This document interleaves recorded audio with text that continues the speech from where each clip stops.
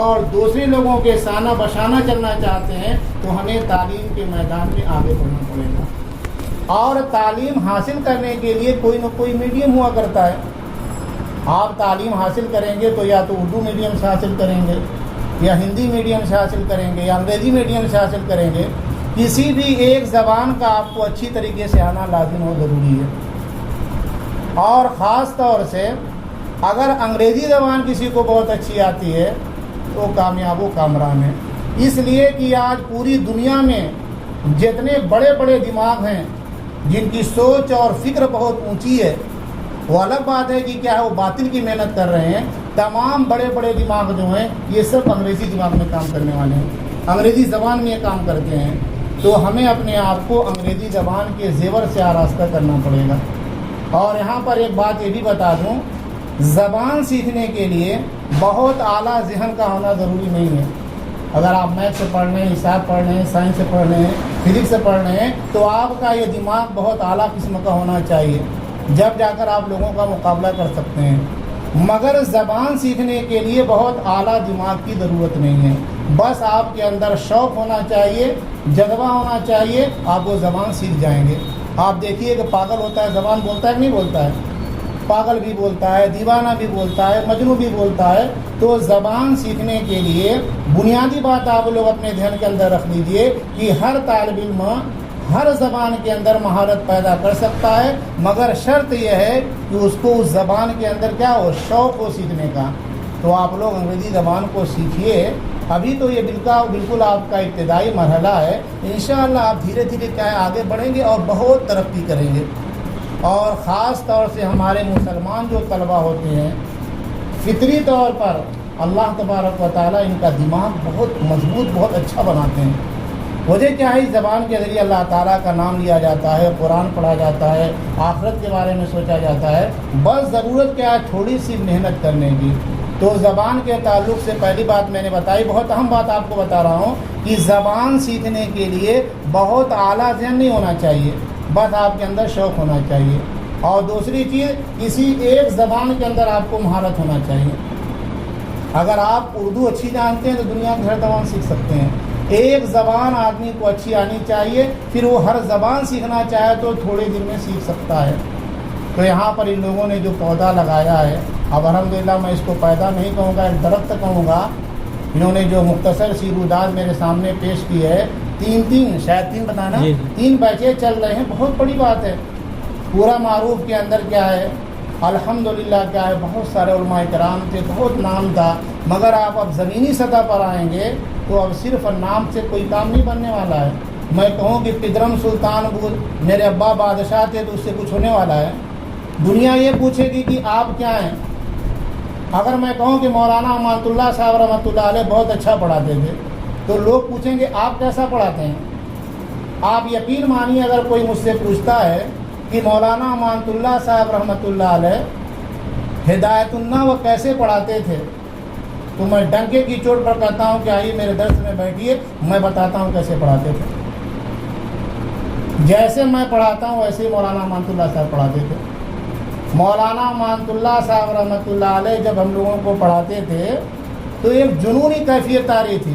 ان کا ایک ایک لفظ یاد کرتے تھے, اور اتنا شاندار اور عمدہ پڑھاتے تھے کہ ساری باتیں محفوظ ہو جاتی تھی.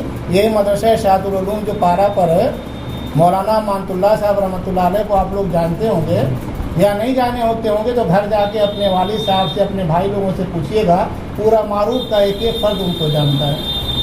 اور ویسی شخصیت اب تک کیا پورا معروف میں بھی نہیں ہے میری نظر میں, اور کہ میں نے دیکھا بھی نہیں. اس لیے کہ مولانا ایک بہترین مدرس نہیں تھے, ایک بہترین مدرس ہونے سے ایک بہترین سماجی کارکن بھی تھے.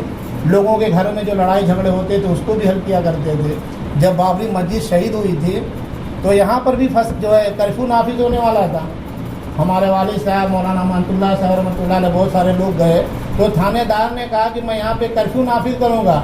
مولانا نے کہا کہ یہاں کے لوگ مزدور ہیں, پریشان ہو جائیں گے, آپ یہاں پہ کرفیو نافذ مت کیجیے. کہا کہ آپ ذمہ داری لیتے ہیں. مولانا نے کہا کہ ہاں میں ذمہ داری لیتا ہوں, پورا معروف کی سرزمین پہ کچھ نہیں ہوگا. تو مولانا امانت اللہ صاحب رحمۃ اللہ علیہ ایک بہترین استاد تھے, بہترین پڑھاتے تھے. تو میں یہ بتا رہا تھا کہ میں مولانا مانت اللہ صاحب رحمۃ اللہ علیہ کی خوب تعریف کروں اور میں پڑھانے کے لیے بیٹھوں، میری بات کسی کو نہ سمجھ میں آئے تو لوگ کیا کہیں گے؟ خالی صرف مولانا کی تعریف کرنے سے ان کے اندر جو خوبیاں تھیں اپنے اندر پیدا کرنا. تو الحمدللہ سب سے بڑی بات یہ ہے کہ آپ کے استاد کیا ہے؟ دارالعلوم دیوبند کے پڑھے ہوئے ہیں. اور میرا ماننا ہے کہ جو درس نظامی پڑھتا ہے، دارالعلوم دیوبند میں جو کتابیں پڑھائی جاتی ہیں اسے درس نظامی کی کتابیں کہی جاتی ہیں. تو درس نظامی کا پڑھا ہوا آدمی جس بھی میدان میں جائے گا، جس بھی فیلڈ میں جائے گا، اگر اس کو دلچسپی ہے، شوق ہے، تو بہت آسانی کے ساتھ کامیاب و کامران ہو جائے گا. اب چونکہ آپ طالب علم ہیں، میں بھی طالب علم ہی ہوں. شبلی کالج میں جب میں نے ایڈمیشن لیا تھا تو جیسا کہ مولانا نے کہا محمد آباد گونا میں پڑھاتا تھا، تو صرف جمعہ کے دن کلاس اٹینڈ کرنے کے لیے جاتا تھا. یہاں پر میری اپنی تعریف کرنا میرے بچوں مقصد نہیں ہے، صرف آپ لوگوں کو شوق دلانا اور ترغیب دلانا میرا مقصد ہے، اور اپنی تعریف کرنا کچھ بھی مقصد نہیں ہے. میں کیا ہوں لوگ اچھی طریقے سے جانتے ہیں. تو وہاں پر صرف جمعہ کے دن میں کلاس اٹینڈ کرتا تھا، مگر باقی ہفتے کے جو 6 دن ہوتے تھے میں رات میں مدرسے میں پڑھانے والی کتابیں پڑھنے کے بعد نصاب کی کتابیں پڑھتا تھا. اور اس کا نتیجہ ہے شبلی کالج کی خوبی ہے کہ وہاں پر ایک لفظ کی آج بھی نقل نہیں ہوتی ہے، نقل کا کوئی سوال ہی نہیں ہے. تو جو ہمارے وہ طلباء جو پورے سال کلاس اٹینڈ کرتے تھے، یعنی کلاس میں حاضر ہوتے تھے، ان سے کئی گنا زیادہ میرے مارکس آتے تھے. بولے کیا تک میں پڑھتا تھا. تو میرے عزیز طلباء، آپ محنت کیجیے، کوشش کیجیے، انشاءاللہ کامیابی ملے گی. مورخ یوں جگہ دیتا نہیں تاریخ عالم میں. میں جن طلباء کو حیدرآباد میں پڑھاتا ہوں یہ تمام طلباء ہمارے یہ شعر یاد کیے ہوئے ہیں. مورخ یوں جگہ دیتا نہیں تاریخ عالم میں، بڑی قربانیوں کے بعد پیدا نام ہوتا ہے. ابو ہریرہ صاحب جو اس مقام پر پہنچے ہوئے ہیں، انہوں نے کم جافشانی کی فراغت کے بعد. پورا معروف کی سرزمین پر اپنے خرچ سے خوشبو جیسا رسالہ کئی سال تک نکالتے رہے. ان کے شوق ذوق کی دلیل ہے نا. تو آپ کے اندر شوق، پھر اس کے بعد کیا اس ادارے کو قائم کرنے میں بہت سارے نام مجھے نظر آ رہے ہیں. ان تمام لوگوں کے ساتھ ان کا بھی بہت بڑا کردار ہے. تو میرے عزیز طلباء، میں بتانا یہ چاہ رہا ہوں کہ ان لوگوں نے جو اتنا شاندار اور اتنا بہترین ادارہ قائم کر دیا، آپ اس سے فائدہ اٹھائیے، ورنہ پھر آپ کو وقت نہیں ملنے والا ہے. جب میں آپ لوگوں کی طریقے سے تھا تو مجھے بھی بہت شوق تھا انگریزی زبان سیکھنے کا، مگر مجھے افراد سکھانے والے نہیں ملے، بلکہ یوں کہیے کہ میں تلاش نہیں کر سکا. اور آج اگر مجھے انگریزی زبان پڑھنا ہو تو مجھے کہیں جانے کی ضرورت نہیں ہے. ہماری بچی خود 10th کلاس میں پڑھ لی، اتنی شاندار انگریزی زبان جانتی ہے کہ میں اس سے خود پڑھ لیتا ہوں بہترین، مگر میرے پاس وقت ہی نہیں پڑھنے کا. اگر میں بیٹھ کے گھنٹہ 2 گھنٹہ انگریزی زبان پڑھوں گا تو اتنی دیر میں میرے کتنا پیسوں کا نقصان ہو جائے گا، اور جب پیسوں کا نقصان ہو جائے گا تو گھر کا خرچ کیسے چلے گا. تو اب انگریزی زبان پڑھنے کے لیے مجھے کہیں جانے کی ضرورت نہیں ہے. اپنی بچی کو سامنے بیٹھا کے میں پڑھ سکتا ہوں اور ہر طرح کی چیزیں بھی پوچھ سکتا ہوں، وہاں پہ کوئی شرم کی بات بھی نہیں آئے گی. مگر میرے پاس وقت نہیں ہے بیٹا. اور آپ جانتے ہیں کہ شہروں کی زندگی کیسی ہوتی ہے، آدھی گھنٹہ 1 گھنٹے کی بڑی اہمیت ہوتی ہے. عصر سے مغرب تک آسانی سے 3000 روپیہ آپ کما سکتے ہیں. یہاں پر کسی کے گھر آپ پڑھانے کے لیے جائیں گے کتنا دیں گے؟ 100 روپیہ 200 روپیہ. وہاں پر جائیں گے ایک بچے کو پڑھائیں گے 2000 3000 4000.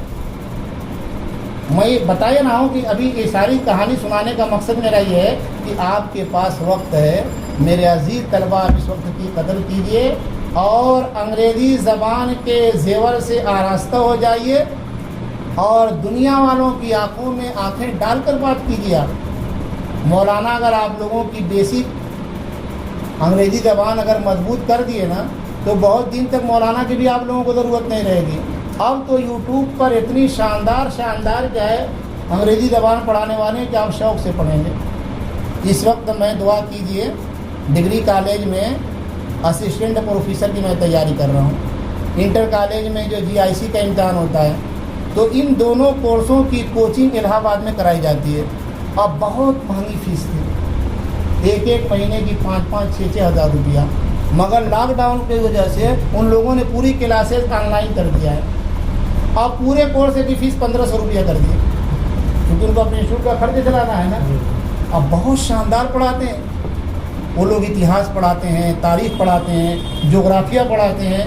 میں کہتا ہوں کتنا ان لوگوں کے پاس نالج ہے، بہت شاندار، ایک ایک چیز سمجھا کے پڑھاتے ہیں. تو یہ جو ہمارے پاس موبائل آ گئے ہیں یہ بہت بڑی نعمت ہے. ہمارا دیکھنے میں خراب لگ رہا ہے، گھر اچھا والا گھر پہ ہے، یہ خراب والا جب میں رہتا ہے. چلیے باہر کا تو یہ موبائل جو ہے بہت کام کا موبائل ہے بیٹا.